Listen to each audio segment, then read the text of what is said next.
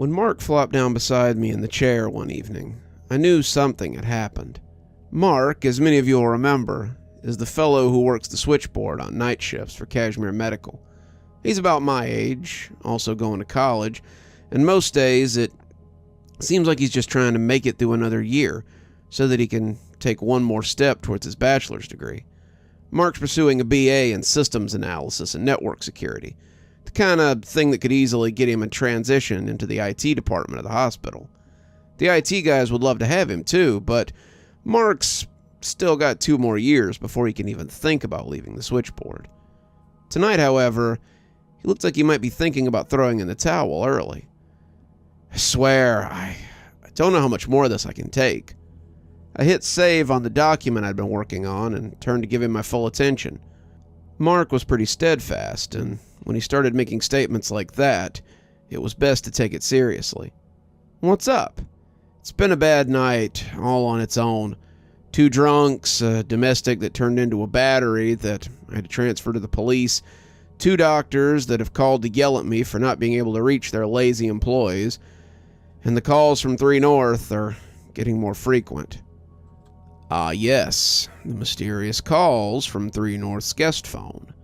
The calls have been going on for as long as I've been working here, and they preceded one of Mark's crazier stories. Last year, his sister had been in a terrible incident involving the groundskeeper of a sleepaway camp she was staying at. The guy who had snatched her had turned out to be a real sadist, and she could have very easily been one of his many victims, if a mysterious phone call hadn't come in to warn him in the wee hours of the night. That was how the police had finally caught the guy, and Mark had been listening a little closer for weirdness after that. That was probably why he had been catching so many more of the calls from 3 North. 3 North had started its life as a maternity floor. It had been built specifically for OBGYN, but when the larger space on the 2nd floor had become available, it had been turned into a long-stay unit. This is where more than one patient was sent to either die or get better, and a lot of them ended up just dying. There were a lot of weird stories about 3 North, but this was the one that I heard about the most, since Mark and I were friends. Not a night went by that he didn't get at least one weird call from the guest phone up there, and it seemed that these numbers were on the rise. Has it changed any? No, it just says I love my baby Jackie, and then hangs up. The problem is, sometimes it's once a night, sometimes it's once an hour, but lately, it's gotten a lot worse. He sat back in the rolly chair, picking up a cup as he filled it with coffee from the thermos on my desk. I wanted to sarcastically tell him to help himself, but I felt like maybe he needed something to settle him a little. It wouldn't be so bad, but after Miss Mary retired last month, we got a new supervisor. Mr. Gorbitz is really riding my ass about call volume, and apparently I'm missing calls because this number is calling so often. It's driving my call volume way down, and I don't know what to do about it. They're calling that much? I asked skeptically. Tonight alone, they've been calling every 5 minutes. Last night it was every 10. Why not just hang up on them? I suggested. If I hang up on them, they call back, and the volume usually increases. Sometimes I don't even get a chance to get out of the call before they've called again. If I hang up too much, the guy on the other end starts to sound really rattled too. A couple of nights ago I was just hanging up on them as soon as I got them, but eventually something opened the call on my computer and he screamed his usual message into my ear. Scared the hell out of me. I spilled my coffee all over myself. After that, I've been letting him say his piece. It's getting to be too much, and I don't know how to make it stop. I listened, I commiserated, but I knew there wasn't a lot I could do about it. I did, however, decide it might be worth a little bit of investigation. Who knows, it might be something nice for my book in the end. I started by talking to some of the OB nurses who had been working on the 3rd floor when it was still active. Most of them had different stories. Stories about voices from empty rooms. Stories about weird feelings of being watched when you went into certain corridors. But none of them had ever heard of someone making weird phone calls on the 3rd floor. The phrase didn't seem to mean anything to them either. Not until I got to Nurse Robinson. Nurse Robinson was a 35-year vet who refused to retire. She shook her head at my questions right up until I told her what the caller had been saying. She'd heard the stories, everyone had, but this was clearly the first time she had heard this part of it. The message was something only the switchboard operators really knew about, and it seemed to spark a memory. It couldn't be. It's so long ago. Why would he still be hanging around? I asked who she was talking about, and she seemed more than happy to fill me in. Carter Mason. His wife gave birth on the 3rd floor about 20 years ago. That was a bad year, and it was honestly one of the arguments for moving to the 2nd floor. I must have looked confused because she elaborated. The 2nd floor had been equipped with the new security doors, and Mr. Mason was part of our argument to management. Jacqueline Mason came onto the wing in the early part of 2001, I guess, and Carter was insistent that he stay by her side. He seemed like a nice man, always attentive to what she needed. I guess she disagreed, because pretty soon we were told that he wasn't allowed on the ward. Jacqueline had made accusations of abuse, but the police didn't seem to be able to find any evidence that what she was saying was true, not enough to keep him in jail. So while he wasn't allowed on the wing, Mr. Mason came to the phone in the lobby to call her several times a day. I sat right there at my desk and listened to him beg his wife to tell the truth. He wanted to see his daughter. He wanted to see his wife, but she wouldn't budge. It would later come out after the fact that she had been cheating on him, and there was some questions of the child's paternity. Mr. Mason wouldn't hear any of that, though. He was convinced that the baby was his. And he often told her how he loved his baby, Jackie. He deteriorated pretty quickly, climbing into a bottle and just never getting out. He never got violent, never mistreated staff, but I've seen him stumble in drunk and call her on the phone before security could make it up to escort him out, at least. The doors opened then, and she looked up as a husband pushed his wife and baby out in a wheelchair, a nurse keeping a little distance between them as she carried her bag. Even after she finally left, Mr. Mason still stumbled up to 3 North and tried to call her. He called random rooms begging to see his baby, and after a while, he would call 4 or 5 rooms just to tell the residents how he loved his baby before hanging up and calling another. We couldn't do much except call security and try to get him to leave before he disturbed too many residents. Sometimes he would come in the morning, sometimes in the afternoon, but only once did he stumble up here after dark, and that was the last time. She closed her eyes as if remembering it made her a little queasy, but decided to press on. I came into work one morning and they had the area around the guest phones corded off with police tape. Carpet was stained for weeks, and maintenance was finally forced to cut the section out and replace it. He had stumbled in around 1, somehow making it past the front desk, and when the switchboard wouldn't transfer him to any of the rooms after hours, he called them one last time and told them exactly what they'd been hearing all these years, that he loved his baby, Jackie. Then he killed himself right here at the phone banks. They wheeled him from the 3rd floor straight to the morgue, but it appeared he left a little something behind when he was gone. I thanked her for her story, but it made me wonder why he decided to stay. So many spirits seemed to be tied to this place, and few of them had happy endings. What was it about this place that led people to trap themselves here, I wondered. Was it the nature of a hospital, a location often hanging between the material and the hereafter? Maybe some kind of darkness that hung about the place. Either way, my book was picking up quite a few tales like this, and it all felt related somehow or another. When Mark came by a few nights later, both of us having some time off in the interim, he looked tired. It was clear that he had spent his off time obsessing over the calls, and the trouble he would be in if he didn't get his call volume up. He listened intently to my story, but I could tell it wasn't really what he was looking for. "I'm glad you've discovered another story for your book," Mark said a little snappishly, "but it still doesn't help me fix my call volume. I need to get them to stop calling." "Are the calls still coming in every few minutes?" I asked. "Yeah. In fact, I asked Roger if he would just leave his computer signed in so I could mute his mic and answer the weird calls with his computer. Sure, I'll hear about it tomorrow, but if they want a call volume, then they'll get it when I don't have to answer one on my phone."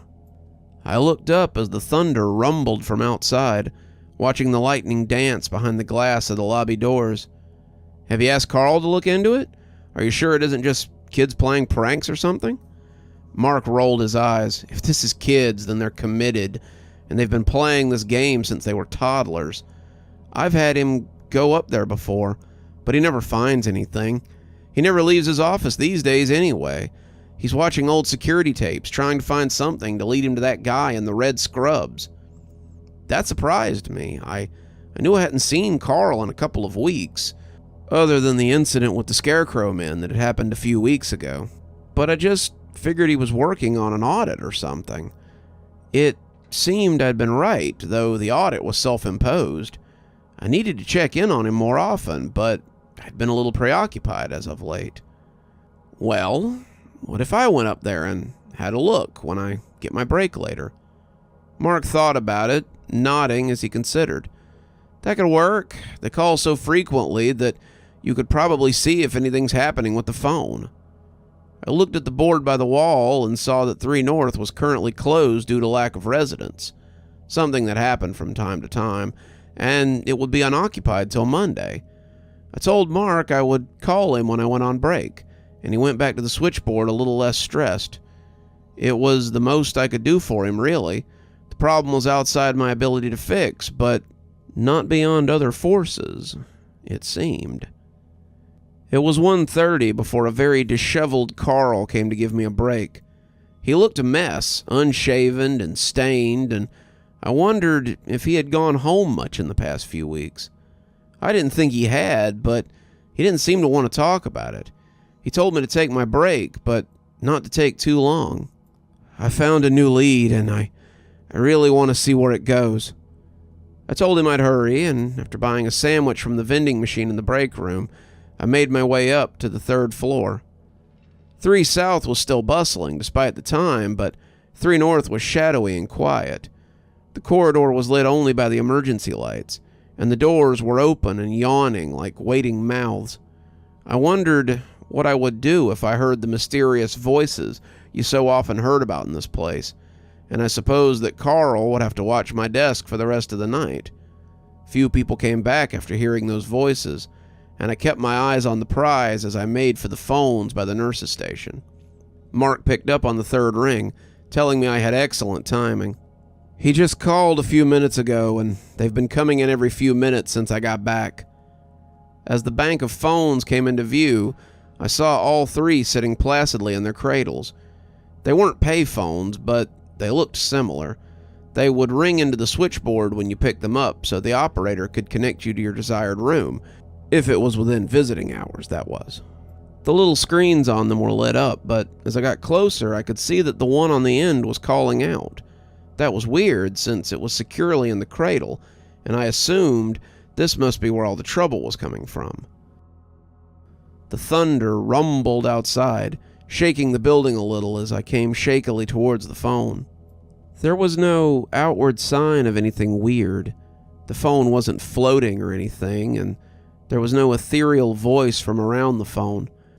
But it was still strange that the phone was making a call at all. The lights flickered a little as the lightning struck again, and I could hear the storm beginning to rage outside. It wasn't rare to get rain at the end of winter, but this kind of intensity was a little unnerving. This felt more like a particularly loud summer rainstorm, and as my hands settled around the handset, I felt a shock from the metal arc over my fingers. I picked up the receiver before I could lose my nerve and set it to my ear. hearing the static on the other end as it fought against the woof, woof, woof, woof of the fan in Mark's office. "Hello?" I half whispered, waiting to hear something. Instead of coming from the phone, the words seemed to slide into my ear like a rotten eel. "I love my baby, Jackie."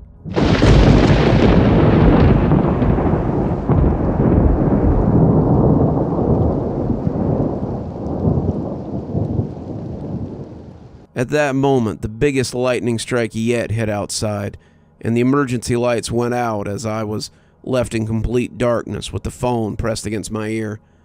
There was a smell suddenly, a smell of burnt plastic and old gears, and the phone in my hand became very hot. I let it drop, swinging on its metal umbilicus to bump against the wall, and as the lights came back on, I had a brief flash of a crazed figure as he bent at the waist to grab the receiver. The hunched figure looked absolutely insane as it noticed me, and when the lights dispelled it, I was left breathing hard in the middle of the hall, sitting on the scratchy carpet in the hallway of 3 North. The storm lasted well into the next day, but the benefits were a little more immediate. Mark reported that the calls had stopped.